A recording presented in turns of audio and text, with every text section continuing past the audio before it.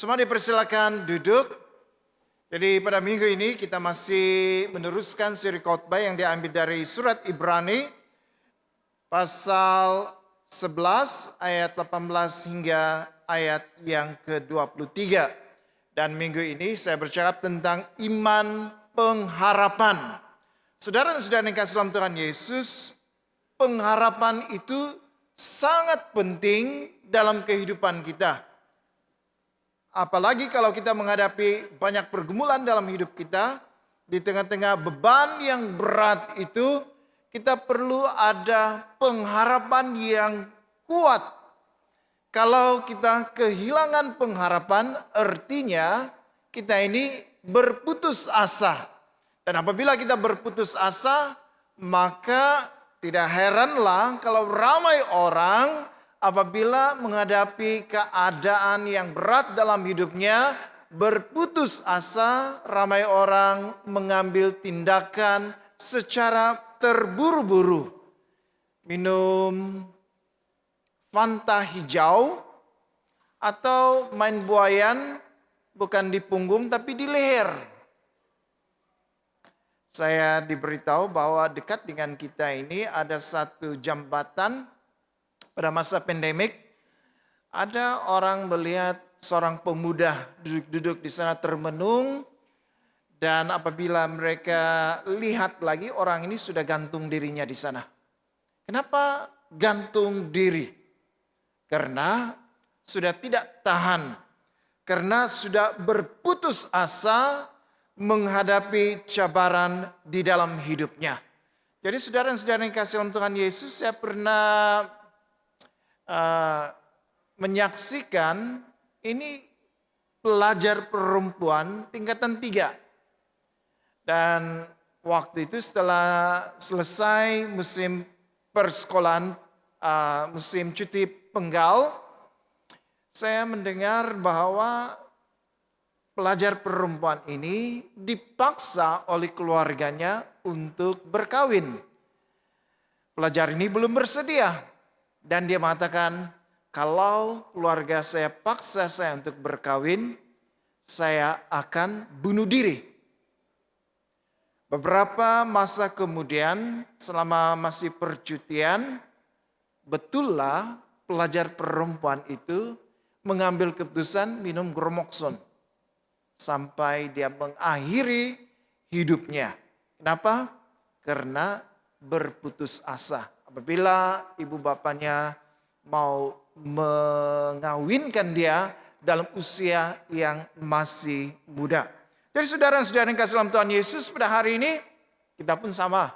Mungkin hari ini ada orang yang senyum-senyum, esok bagaimana mungkin muram-muram dan sebagainya. Kenapa? Karena setiap hari kita akan mengalami apa yang namanya disebut sebagai cabaran di dalam hidup kita. Jadi setiap orang itu akan menghadapi cabaran itu, sama ada cabarannya ringan atau mungkin cabarannya agak berat.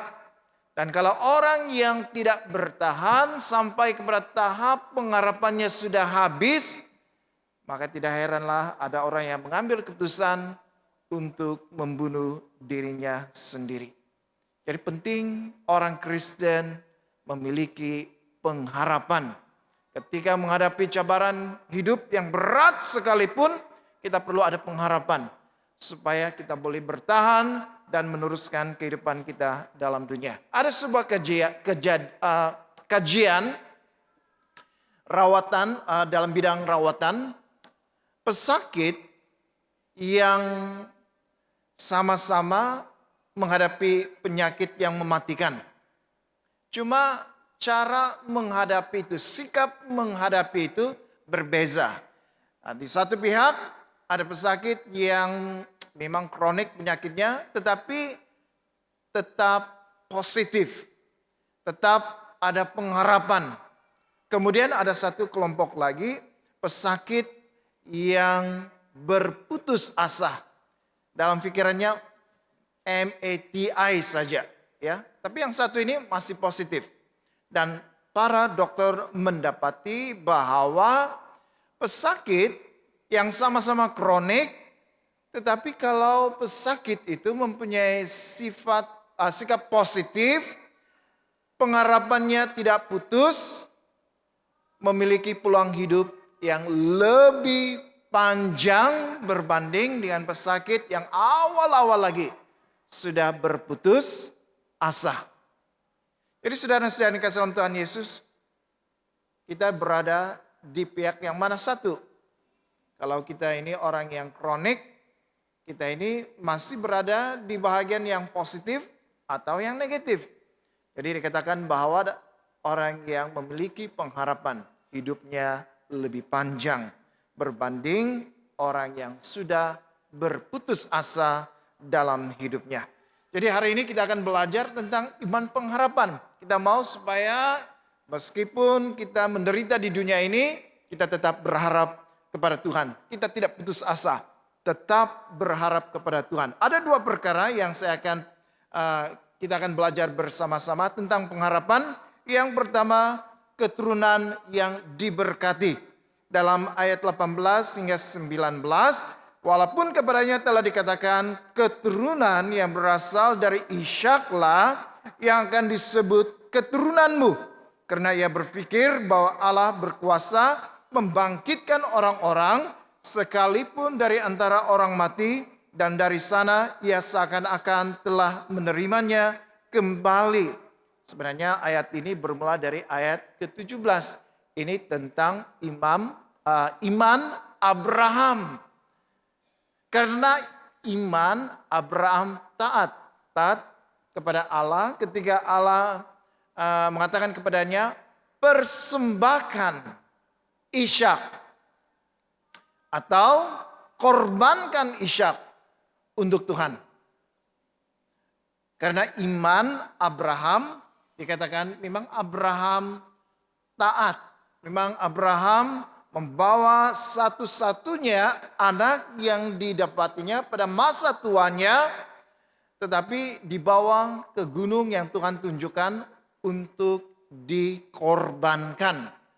Padahal dikatakan dalam ayat ini, yang menjadi keturunan dari Abraham itu dari Ishak. Mulai Ishak dia ada anak-anak, dan mulai anak-anaknya itu menjadi keturunan yang sangat banyak seperti bintang di langit dan seperti butir pasir di tepi laut. Itu janji Tuhan kepada Abraham. Tetapi satu-satunya anak Abraham itu harus dikorbankan.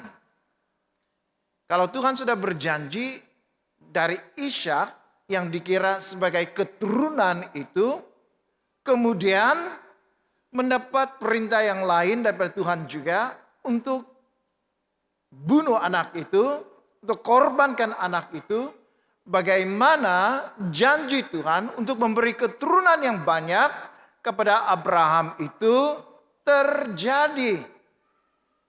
Kalau yang menjadi keturunan itu mulai Ishak, tapi Ishak ini dikorbankan. Seperti ada satu pergumulan di sana. Tuhan kata menjanjikan Abraham akan ada banyak keturunannya melalui Ishak. Tetapi Ishak masih kecil, belum berkawin, belum ada anak lagi. Ishak harus dikorbankan di hadapan Tuhan. Saudara-saudara yang kasih dalam Tuhan Yesus. Tapi dalam bahagian ini, Abraham taat kepada Tuhan. Abraham tahu dalam ayat yang ke-19, karena ia berpikir, ia di sini merujuk kepada Abraham. Abraham berpikir, Allah berkuasa membangkitkan orang-orang sekalipun dari antara orang mati. Ini keyakinan Abraham, ini iman Abraham. Karena imannya itu, maka dia siap untuk mengorbankan Ishak. Karena dalam pikirannya kalau Ishak ini disembelih, dikorbankan, Allah berkuasa membangkitkan dia. Tetapi akhirnya kita mengetahui bahwa ada korban lain yang Tuhan sediakan. Ishak tidak jadi disembelih. Di negara jiran kita baru-baru ini ribut pasal ini, cerita ini. The only son. Itu film yang ditayangkan di sana, di negara jiran kita. Tetapi ada satu pemimpin ahli politik mengatakan ini tidak sesuai dengan ajaran agama sebelah. Lalu mengatakan ini tidak boleh ditayangkan. Padahal memang diketahui ini film untuk orang Kristen. Jadi berdasarkan kepada apa yang diajar dalam firman Tuhan, yang dikorbankan siapa? Ishak, bukan yang sebaliknya. Jadi isu yang besar. Tetapi bagi kita memang Ishaklah yang dikorbankan karena nama Ishak itu memang disebut. Ishak yang dikorbankan. Tapi Abraham di sini dia percaya kepada Tuhan sekalipun dia korbankan Ishak, dia percaya Tuhan dapat membangkitkan Ishak. Karena dari Ishaklah maka ada keturunan yang Tuhan janjikan itu kepada Abraham. Kemudian dalam ayat yang ke-20, karena iman maka Ishak sambil memandang jauh ke depan memberikan berkatnya kepada Yakub dan Esau. Jadi saya menyelidiki ini memang Yakub dan Esau yang adik ini menerima berkat sulung, anak sulung. Jadi anak sulung ini menerima berkat anak bungsu, ya, anak yang kedua. Karena Yakub itu seperti mengambil kesempatan atas Esau supaya Esau ini menjual hak milik sulungnya. Tetapi kedua-dua ini Yakub dan Esau, apabila Ishak pada masa tuanya dia memandang jauh ke depan lalu memberkati kedua-dua anak ini. Dengan arti kata yang lain, karena iman Esau memandang ke depan bahwa melalui Ayub dan Esau maka kedua-dua anak ini akan melahirkan, akan menurunkan atau meneruskan keturunan yang Tuhan sudah katakan, janjikan kepada Abraham. Melalui Ishak, keturunanmu akan menjadi sangat besar. Jadi pada masa ke depan, Ishak memberkati Yakub dan memberkati Esau. Yakub itu ada 12 orang anak. Itu yang disebut sebagai nenek moyang orang bangsa Israel. Dan Esau ini abangnya juga mempunyai keturunan yang banyak. Dan keturunan itu menjadi bangsa-bangsa yang lain. Bukan bangsa Israel, bangsa-bangsa yang lain. Jadi kedua-duanya diberkati oleh Ishak lalu menjadi keturunan yang besar. Kemudian Yakub dalam ayat ke-21, karena iman maka Yakub ketika hampir waktunya akan mati memberkati kedua anak Yusuf lalu menyembah sambil bersandar kepada kepala tongkatnya. Itu seperti Yakub ya. Yakub dan Esau diberkati oleh ayahnya Ishak. Pada waktu Yakub sendiri sudah tua, dia juga memberkati anak Yusuf. Dan apabila dia memberkati itu dia selang tangannya begitu. Jadi yang dia berkati seperti berkat anak sulung itu kepada yang bungsu. Dan anak yang sulung itu diberkati sebagai berkat anak bungsu ya, yang sulung. Seperti yang dialami oleh Yakub sendiri.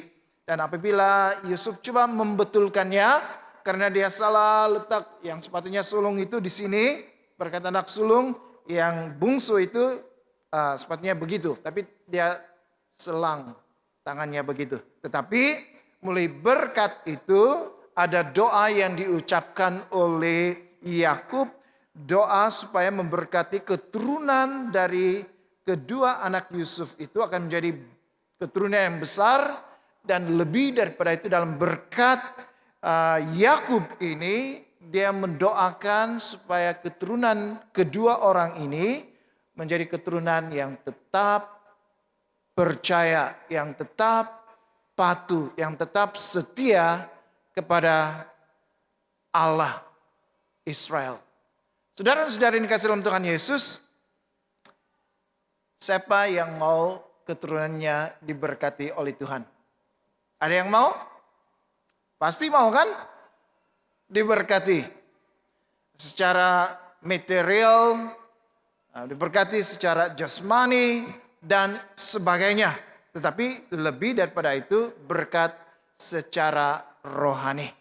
Jadi bermula daripada Abraham kepada anaknya Yakub dan seterusnya kedua-dua anak Yusuf, ada berkat Tuhan yang menyertai keturunan mereka. Bahwa keturunan mereka yang menjadi sangat banyak itu diberkati oleh Tuhan. Pada minggu lalu saya berkongsi firman Tuhan tentang datu saya. Apa yang dilakukan oleh datu saya? Ini di 7.30 minggu lalu saya khotbah. Datu saya ambil gitar, dia himpunkan dia punya anak-anak, himpunkan cucu-cucunya, lalu dia akan pimpin memuji Tuhan, menyembah Tuhan, lalu buka Alkitab, baca Alkitab berganti-ganti atau baca bersama, kemudian dia menerangkan isi Alkitab seperti memberi pengajaran daripada firman Tuhan. Selepas itu memimpin doa bersama-sama. Pada waktu itu saya masih kanak-kanak atau masih remaja, saya melihat itu inilah nilai rohani yang ditinggalkan oleh datu saya dalam keluarganya maupun dalam kehidupan saya secara pribadi. Saudara-saudara yang dikasihi Tuhan Yesus, berapa banyak keluarga kita, berapa banyak datu atau nenek, ibu bapak yang melakukan hal yang sedemikian. Ini disebut sebagai mezbah keluarga. Ada perkara rohani yang diajarkan. Dan apabila saya melihat apa yang dilakukan oleh datu saya, itu adalah teladan iman. Iman itu ditunjukkan dengan cara mengadakan persekutuan bersama, memuji Tuhan, mendengar firman Tuhan, dan berdoa bersama-sama. Jadi saudara-saudara yang kasih dalam Tuhan Yesus, saya membesar pun saya masih ingat apa yang dilakukan oleh datu saya dalam keluarganya. Saya melihat teladan yang baik. Ini teladan yang harus dicontohi oleh orang Kristen hari ini. Kalau ada yang melakukan hal yang sedemikian, bukan hanya tunggu di gereja baru ada memuji Tuhan, dengar firman Tuhan, berdoa, atau dalam persekutuan dalam kelompok sel atau doa. Tidak. Bermula dalam keluarga sendiri. Dan saya percaya kalau hal itu dipraktikkan oleh setiap keluarga, oleh setiap rumah tangga, jemaah All Saints ini, saya percaya anak-anak kamu membesar dan tetap mewarisi teladan iman yang kamu tunjukkan. Jadi saudara-saudara yang kasih dalam Tuhan Yesus, keturunan saya diberkati oleh Tuhan. Karena saya mengenal Tuhan, saya dekat dengan Tuhan, karena saya melihat contoh yang diberikan oleh datu saya kepada saya.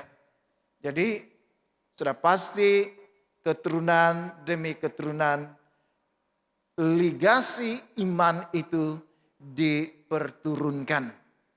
Anak-anak, cucu-cucu melihat apa yang dilakukan oleh datu, nenek moyang, akan meneruskan hal yang sama.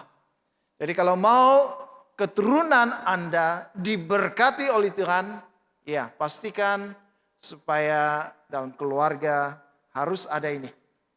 Mengajak, mendorong anak-anak bertemu bersama-sama untuk berdoa, untuk renungkan firman Tuhan, baca firman Tuhan, untuk memuji Tuhan dan menyembah Tuhan. Dan apabila itu dilakukan, saya percaya anak-anak kamu bahkan cucu-cucu akan melakukan hal yang sama. Jadi keturunan diberkati oleh Tuhan. Tetapi saudara-saudara yang kasih dalam Tuhan Yesus, yang sedihnya apabila ada ahli keluarga yang dahulunya orang Kristen, Tetapi karena gara-gara tawaran tertentu meninggalkan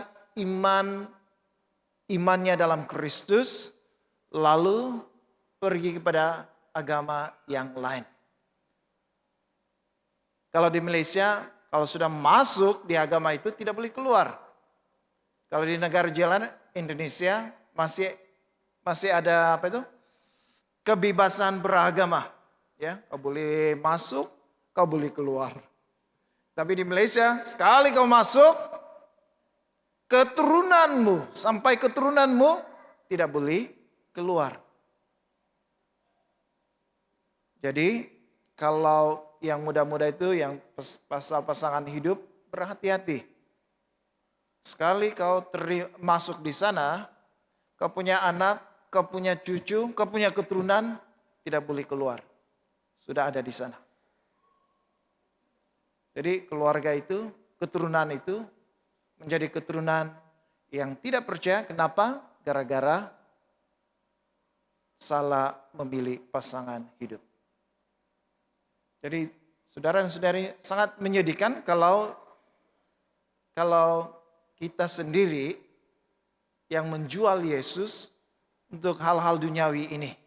Bila kita menjual, tukar nama kita, tukar minum makanan kita dan sebagainya, bukan hanya kita, tapi anak-anak kita. Bukan hanya anak-anak kita, cucu-cucu kita. Bukan hanya cucu-cucu kita, cicit-cicit. Selepas itu apa lagi ya? Cicak-cicak.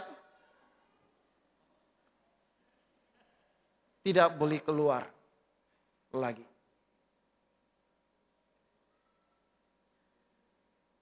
Jadi pastikan keturunan kita itu menjadi keturunan yang tetap menyembah Yesus sebagai Tuhan dan penyelamatan hidupnya, supaya generasi kita selepas kita, mereka tetap percaya kepada Tuhan Yesus. Kedua, pemilikan tanah perjanjian. Ini pengharapan. Kalau yang pertama ini bercakap tentang keturunan untuk perkara yang di dunia ini, tetapi pemilikan tanah perjanjian ini lebih kepada surga. Yusuf disebut di sini dalam Ibrani pasal 11 ayat 22. Karena iman maka Yusuf menjelang matinya memberitakan tentang keluarnya orang-orang Israel dan memberi pesan tentang tulang belulangnya. Yusuf membawa keluarganya pergi ke Mesir. Yusuf menyelamatkan keluarganya. Cerita tentang Yusuf ini agak menarik ya. Dia dianiaya oleh abang-abangnya, lalu dijual ke Mesir. Kemudian dia dibeli oleh Potifar, dia bekerja. Dan Potifar sendiri melihat apa yang dilakukan, apa yang dikerjakan oleh tangan Yusuf, Tuhan menyertai sehingga berhasil. Tetapi pada akhirnya Yusuf difitnah, masuk ke dalam penjara.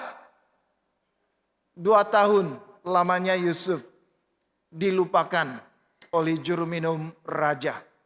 Setelah dia menafsirkan mimpi juru minum itu, dia akan dikembalikan. Juru roti itu akan digantung.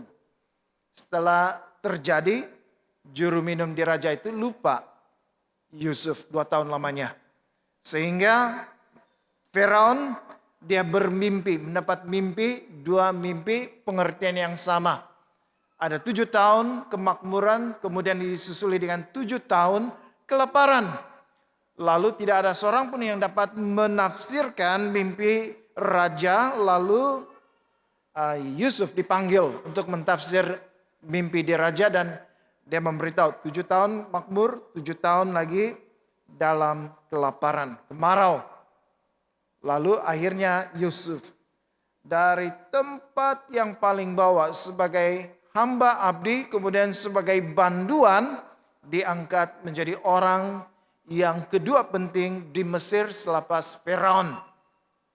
Jadi apa yang terjadi? Dia jemput keluarganya, karena keluarganya itu tinggal ya di tanah Kanaan berjiran dengan Mesir. Dan untuk menyelamatkan mereka, Tuhan merencanakan apa yang terjadi dalam hidup Yusuf. Lalu keluarganya dibawa ke Mesir, dan di Mesir keluarga mereka, keturunan mereka terjaga, terjamin karena ada makanan yang disediakan. Ini Yusuf. Tetapi Yusuf tahu bahwa tidak selama-lamanya dia akan tinggal di Mesir. Pada waktu hidupnya Yusuf dihormati. Tetapi setelah kematian Yusuf, Firaun yang menggantikan Firaun sebelumnya tidak mengenal Yusuf. Dan apa yang dilakukan? Firaun yang baru itu menindas orang Israel. Setiap anak yang lahir itu harus dibuang ke dalam sungai. Karena keturunan Israel di Mesir itu semakin lama semakin besar dan itu mengancam keselamatan mereka. Tetapi ini yang dikatakan oleh Yusuf. Menjelang matinya memberitakan tentang keluarnya orang-orang Israel dan memberi pesan tentang tulang-tulangnya. Mereka akan pergi ke tanah perjanjian yang Tuhan sudah janjikan dari Abraham, Ishak, Yakub.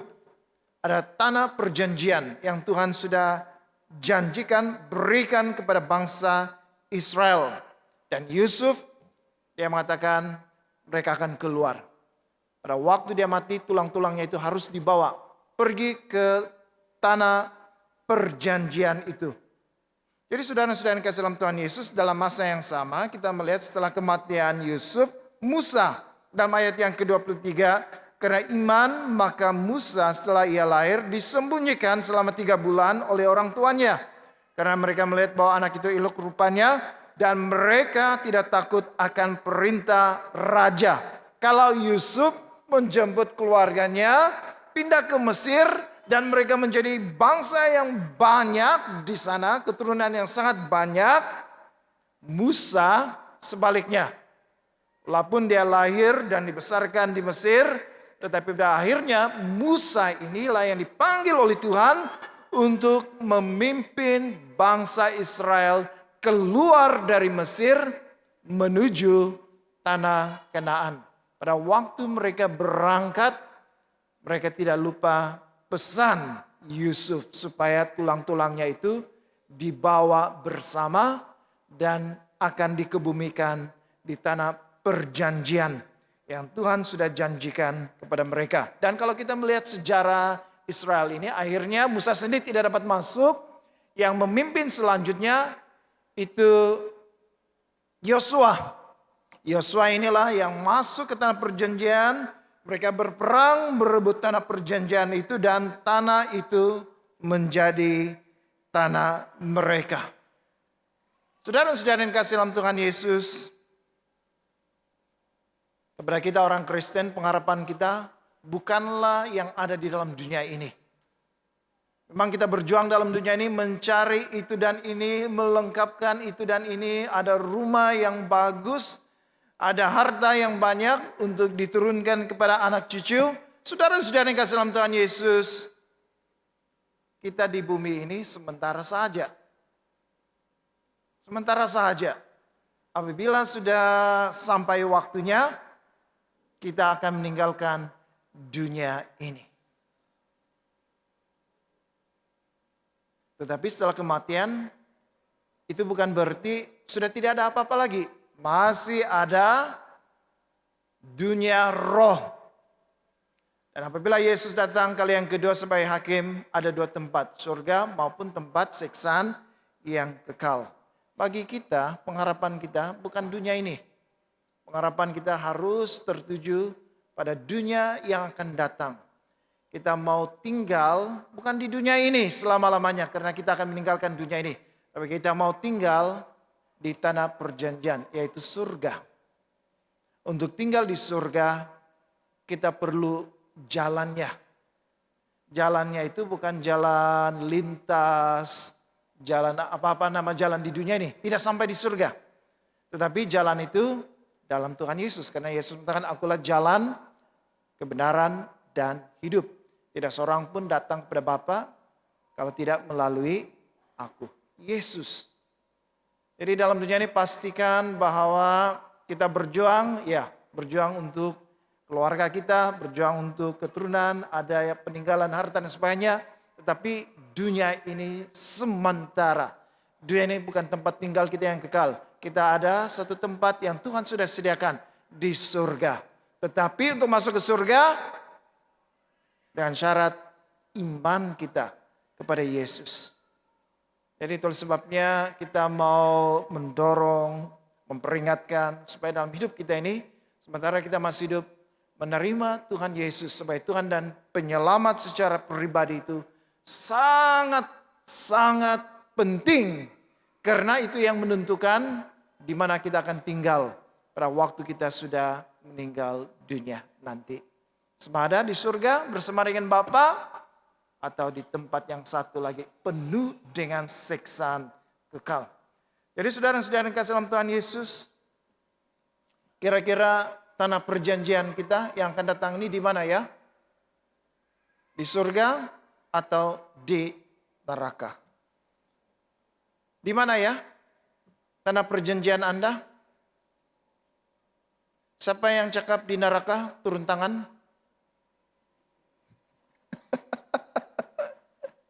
Ada lagi yang bingung-bingung ya. Ya, seperti semua orang mau surga. Itu tanah perjanjian yang Tuhan janjikan. Tetapi dengan syarat percaya kepada Tuhan Yesus. Karena dialah satu-satunya yang dapat membawa kita pergi ke tanah perjanjian, yaitu di surga yang Tuhan sudah janjikan dalam Yesus Kristus. Jadi pastikan dalam hidupmu bukan hanya berusaha mengumpul harta dalam dunia ini, tetapi kumpullah harta yang terpenting, yaitu Yesus. Terima dia sebagai Tuhan dan penyelamat dalam hidup kita. Jadi surga itu belum lagi kita nampak, bukan? Tetapi kita berharap untuk tinggal di surga. Dan itulah maksud daripada iman. Dasar dari segala sesuatu yang kita harapkan. Walaupun kita belum lihat surga itu ada.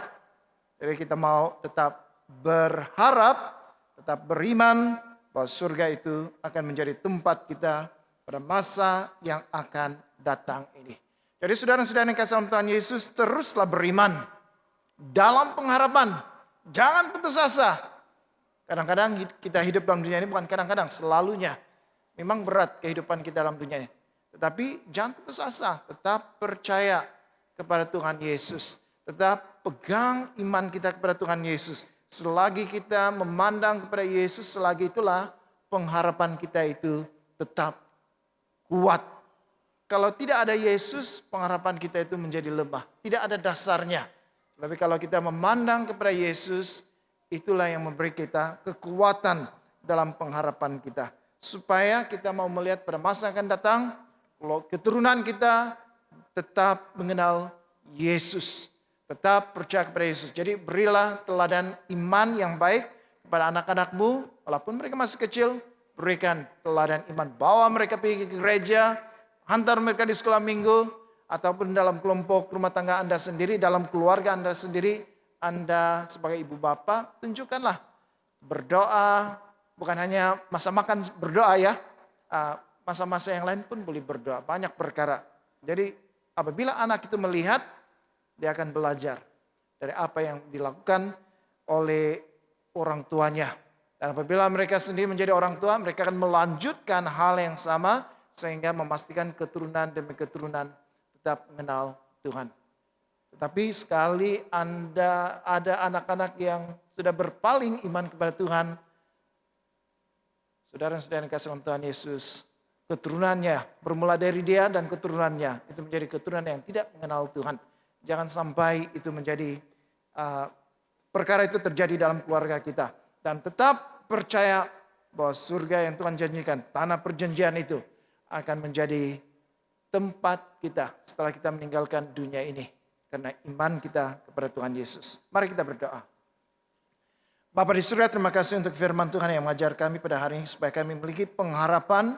Pengharapan kami itu didasarkan pada iman kami kepada Yesus. Selagi kami memandang Yesus, pengharapan apapun dalam hidup kami tidak akan pernah goyah. Karena iman kami kepada Yesus itu yang akan menguatkan pengharapan kami. Kami mau berdoa untuk melihat pada masa hadapan kami, untuk anak kami, keturunan kami.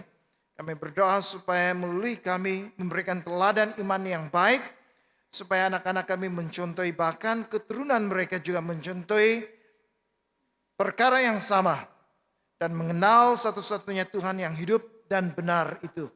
Menerima dan meyakini Yesus Kristus sebagai Tuhan dan penyelamat. Supaya keturunan kami pada masa akan datang menjadi keturunan yang tetap diberkati oleh Tuhan karena memiliki iman kepercayaan dalam Tuhan.